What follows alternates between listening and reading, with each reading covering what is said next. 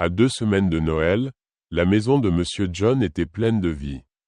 Les enfants couraient dans tous les sens, surexcités à l'idée du voyage au village. Ils ne se doutaient pas du mal qui les attendait. Ce n'était pas leur première fois. Bien sûr, chaque année, la famille voyageait pour Noël, l'unique moment où ils retrouvaient leurs proches au village. Les enfants adoraient ce voyage, l'air frais, les grands arbres et les cousins avec qui jouer. Mais cette année, tout allait être différent d'une manière tragique pendant ce temps.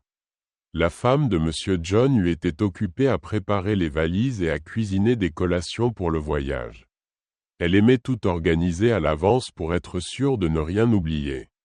Pourtant, une chose la préoccupait toujours, Monsieur John ne priait jamais.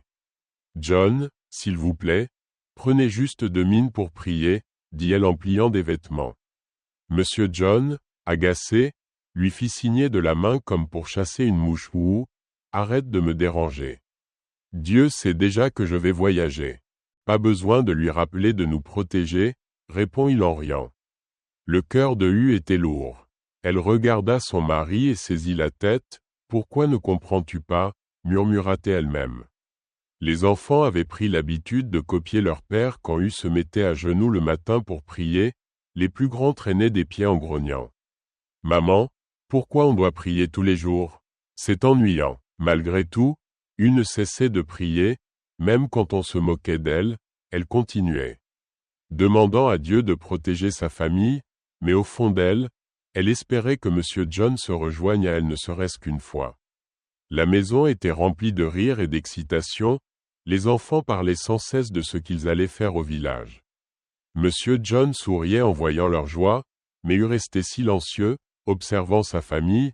Elle retint son souffle et pria en silence et « Seigneur, garde-nous en sécurité ce Noël à mesure que Noël approchait. » Personne dans la famille ne savait que quelque chose les attendait sur la route, une épreuve qui allait tester leur foi et changer leur vie pour toujours.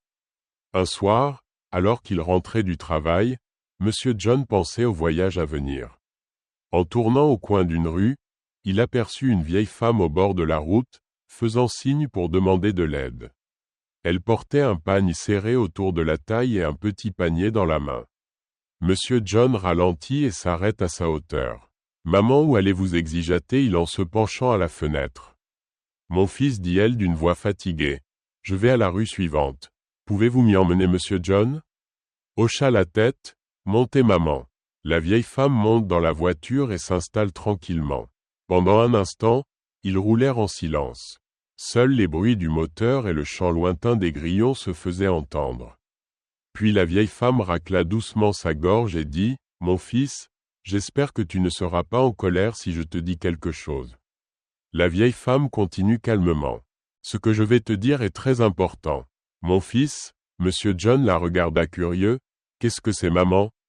La vieille femme prend une inspiration profonde avant de répondre, « Ce Noël, tu ne devrais pas voyager au village et si tu dois absolument partir, toi et ta famille devez prier et jeûner avant le voyage. Il y a un grand danger qui vous attend sur la route. » Ces paroles flottèrent dans l'air, lourdes de sens, comme de la fumée invisible. Mais Monsieur John éclata de rire, un rire franc et bruyant qui fit se crisper le visage de la vieille femme. « Maman, tu veux que j'empêche ma famille d'aller au village ? Ce n'est pas la première fois que je fais ce voyage pour Noël, rien ne nous arrivera, » répondra-t-il en serrant la tête.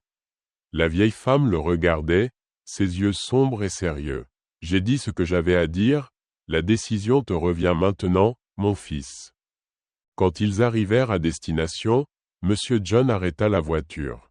La vieille femme descend lentement, puis se tourne vers lui une dernière fois, « Merci pour la route. Souviens-toi de mes paroles, prie et jeûne si tu dois absolument partir. » Monsieur John lui fit un signe de la main avec un sourire. « Merci maman, prenez soin de vous. » Alors qu'il reprenait la route, il pensa. Pourquoi les gens aiment-ils faire peur aux autres? Avec ce genre d'histoire, il se convaincut que la vieille femme était juste superstitieuse ou qu'elle voulait paraître sage. Après tout, il avait déjà fait ce voyage de nombreuses fois sans qu'il n'arrive jamais rien. Mais alors que la voiture disparaissait dans la nuit, la vieille femme resta immobile, fixant l'horizon. Son visage était impassible, mais ses paroles, elles, résonnaient encore. Ce qui allait se passer n'était plus entre ses mains. 2 jours avant Noël, la maison de Monsieur John débordait d'excitation. Les sacs étaient prêts, empilés près de la porte, remplis de vêtements, de cadeaux et de collations pour le long voyage. Les enfants dansaient autour, impatients, parlant du village et de tous les jeux qu'ils feraient avec leurs cousins. Comme toujours eût été calme, mais elle observait tout d'un œil attentif. Son cœur était rempli d'une étrange inquiétude. Avant de partir, rassemble tout le monde dans le salon. « Prions avant de partir, » dit-elle, sa voix douce mais ferme. Monsieur John fronça les sourcils. « Qu'est-ce que tu as avec la prière? On ne part pas sur la lune, juste au village. »« Laisse-moi aller réchauffer la voiture, » dit-il en lui faisant signe de la main pour qu'elle s'arrête. Ou soupira et se mit à genoux pour prier seule avec les enfants. Elle murmura sa prière habituelle: « Protège-nous Seigneur et guide ma famille. » Dehors, Monsieur John monta dans la voiture, tourna la clé d'allumage et attendit, mais au lieu du ronron habituel du moteur, il n'eut que le silence. Il tente à nouveau, mais la voiture émet un faible bruit de tout et refuse de démarrer. « Qu'est-ce que c'est que ça, maugréa Monsieur John. Il sortit de la voiture, ouvre le capot et fixe le moteur comme s'il allait tout expliquer de lui-même. Il brancha quelques fils et réessaya. Mais la voiture ne démarra toujours pas. Frustré, il retourne à l'intérieur pour dire à Hugh que la voiture ne démarrait pas. « Je ne sais pas ce qui se passe, » dit-il en se grattant la tête. Hugh le regarde calme comme d'habitude. « Peut-être que Dieu ne veut pas qu'on parte, » dit elle. Doucement Monsieur John éclata. « Arrêtez de dire ça. Qu'est-ce que Dieu a à voir avec un moteur de voiture? Je vais appeler le mécanicien.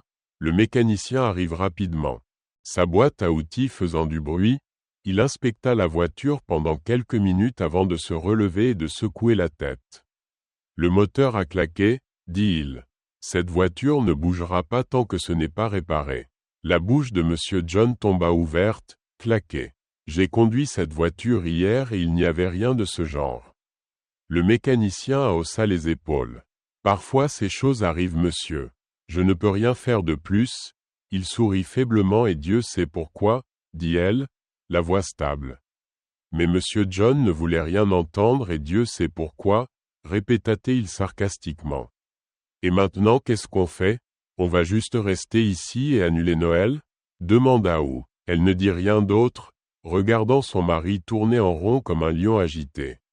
Après un moment, Monsieur John claqua des mains et dit: « On va aller au parc et prendre un bus, ce n'est pas l'idéal, mais on ira quand même au village. » Hugh fronça les sourcils. « Peut-être qu'on ne devrait pas y aller du tout, » dit-elle doucement, « ne recommence pas. » Hugh répliqua Monsieur John: « J'ai pris ma décision et sur ces mots, l'affaire était réglée. » Les sacs furent de nouveau préparés pour le bus et les enfants, toujours excités, se préparaient pour le voyage. Mais le cœur de Hugh était lourd et elle pria silencieusement. « Seigneur, prends le contrôle. » Cependant, ce que Monsieur John et sa famille ne savaient pas, c'était que tout le monde n'était pas contenu de leur visite annuelle de Noël. Loin dans le village, l'air était calme, mais le cœur de Mama Amaka était plein de colère. Elle était assise dehors, près de sa maison en terre, fixant la route poussiéreuse, le visage tordu de ressentiment. Chaque année, Monsieur John et sa famille arrivent comme des rois, leur voiture brillante attirant tous les salutations. Sa femme Hugh et leurs enfants semblaient toujours bien nourris et heureux, tandis que ses 4 fils de Mama Amaka peinaient à revenir chez eux. Souvent à vélo ou à pied, Mama Amaka serre les poings. « Pourquoi Noël doit-il toujours être à propos de John ?» murmura-t-elle, le cœur bouillonnant de jalousie. Elle prend une décision: cette année, ce serait différent. Elle appelle sa meilleure amie. « Mama et ma sœur, » dit-elle d'une voix basse. « Je n'en peux plus. Cette année, ce garçon et sa famille ne viendront pas ici pour nous exhiber leurs richesses. » Mama, et dont la langue était plus tranchante qu'un couteau, hocha la tête. « Tu as raison, Amaka, il est temps que tu fasses quelque chose sans perdre de temps. » Mama Amaka et Mama et s'enfoncèrent dans la forêt où parviennent les sorcières du village. Le chemin était sombre, les arbres se courbaient bas comme s'ils écoutaient lorsqu'elles arrivèrent devant la hutte des sorcières, un vent soufflé glacial faisant frissonner leur peau. La chef des sorcières, une vieille femme au visage ridé comme une feuille séchée, les salua. « Pourquoi êtes-vous lieu ?» Sa voix résonna comme le tonnerre. Mama Amaka s'agenouilla sur le sol, la tête baissée. « J'ai besoin de votre aide. Mon beau-fils John ne doit pas atteindre ce village vivant. Son succès m'a honteusement éclipsé et humilié, ainsi que mes enfants depuis trop longtemps. » Les sorcières rient, un éclat de rire ressemblant au verre brisé. « C'est tout, » dit le chef, ses yeux brillants. Considérez cela fait, elles se rassemblent autour d'un pot bouillonnant de liquide noir épais. Une des sorcières jeta un morceau de tissu que Mama Amaka avait pris du chemisier de John lors de sa dernière visite. Une autre ajoutait des cendres, murmurant des mots qui tordaient l'air autour d'elle. Le chef leva la main et tout devint silencieux. « Ils n'atteindront pas ce village vivant, » déclara-t-elle. « Un accident mortel les attend sur la route. » Le cœur de Mama Amaka se gonfle de joie noire. Elle remet quelques pièces de monnaie en paiement et les sorcières rient en préparant la malédiction finale. « C'est fait, » dit la chef, la voix aussi froide que la pierre. Mama Amaka rentra chez elle ce soir-là, son visage calme mais son cœur dansait. Elle pouvait déjà imaginer la scène, la voiture de John écrasée, sa famille disparue et les villageois en deuil. Enfin, personne ne viendrait plus éclipser ses fils. Le lendemain matin, très tôt, Monsieur John et sa famille arrivèrent au parc. L'endroit était bondé de voyageurs et de vendeurs du pain, des sachets d'eau et du maïs grillé. Les enfants serraient leurs sacs contre eux, leurs yeux pétillants d'excitation en regardant les bus chargés de bagages. Monsieur John, locataire des billets, guidait sa famille vers un bus. Ce n'était pas aussi confortable que leur voiture, mais cela les mènerait au village. Une fois installés, la voix de Hu coupa les bavardages. « Prions avant de commencer le voyage. » Elle se leva, regardant les passagers. Quelques-uns hochèrent la tête et fermèrent les yeux.